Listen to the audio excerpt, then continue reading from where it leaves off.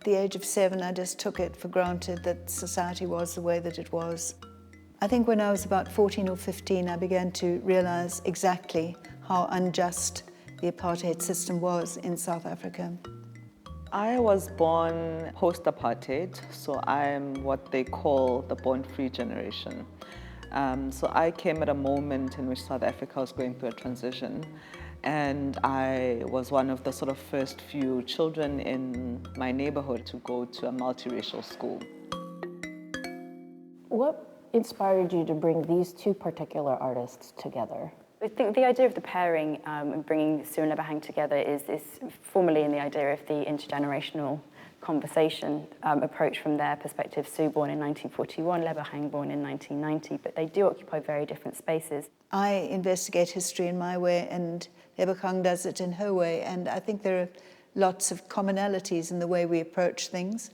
Both of us as artists, we use very many different media, and this interest in people's lives, in histories, in old photographs, all of those things are part of both our processes. Well, I didn't start as an artist. I started as a journalist because I was interested in people's lives and people's stories, in what was going on. And I think that I carried that impulse into my work, but when I began working as an artist, which was about 10 years later. But I think if you live in a society which was unjust as South Africa was in the apartheid era, my generation did feel as artists that we had this need to make work which would at least raise consciousness about issues, at least help to prepare people for change.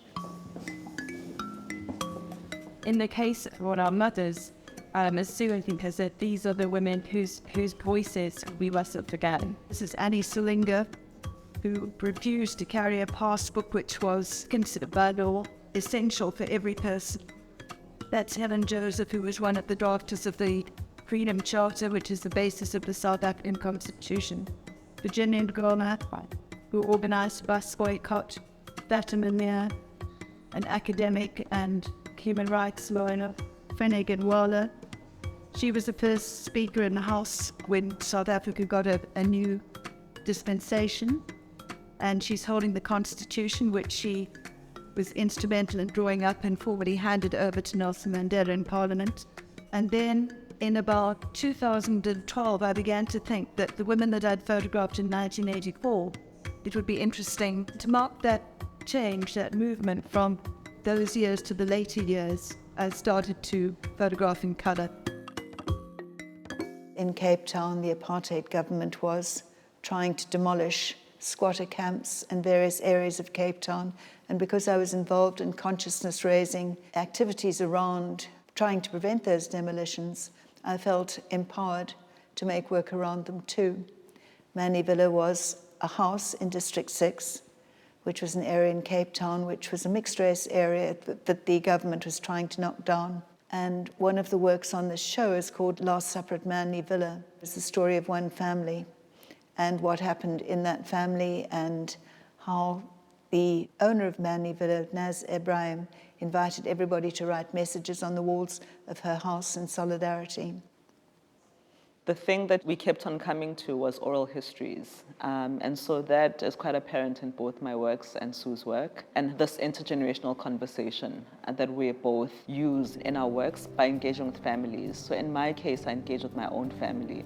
In the work on the far right here, this is Lebohang's grandmother, Maria. This was about 2 years after my mother had passed on.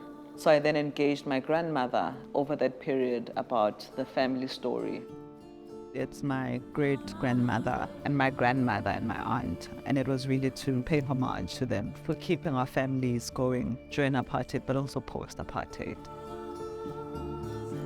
This is the series Gilifalaga, which is from 2013. And as you see in these images, specifically with this image, I'm wearing the same suit that my mother was wearing to a wedding that she attended when she was in her 20s. And so the work really becomes this sort of tracing of my mother, but also really acknowledging that I also had to take on her role of being mother to my sister when she passed on. And so that's also why you see this idea of the ghost effect in the images, and really asking questions about who becomes the ghost when someone passes away in your attempt to hold on to a person that you also lose yourself.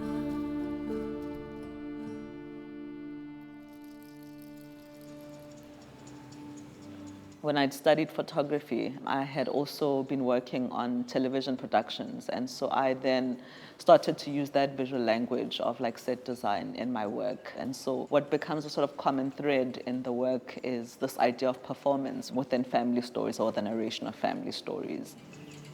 And so the history of, or the legacy of apartheid as it pertains to family structures is something that the work really investigates, and sort of how that has affected my generation. Fathers and the continuation of absent fathers within a lot of Black families.